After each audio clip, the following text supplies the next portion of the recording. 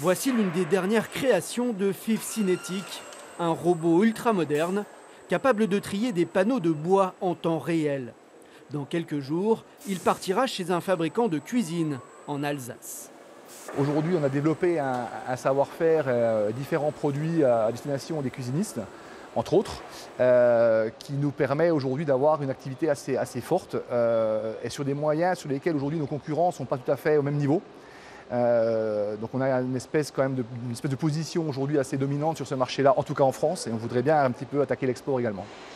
Mais pour exporter, cette PME de 130 salariés doit recruter, notamment des commerciaux, des ingénieurs et des roboticiens. Problème, il n'y a pas assez de candidats. L'entreprise est même obligée de refuser des contrats, faute de main-d'œuvre. Des roboticiens aujourd'hui, on n'en forme pas en France. Très peu, une centaine par an, quoi. Donc c'est pas suffisant pour répondre aux besoins des gens comme nous qui font des installations robotisées et aux besoins de nos clients qui ont également, eux, en maintenance, besoin de roboticiens. Et ça coince à ce niveau-là aujourd'hui. Former du personnel qualifié pour l'industrie, c'est l'une des missions du CFA d'Exincourt. Mais ici, on rencontre la même difficulté. Des dizaines d'offres d'apprentissage restent non pourvues.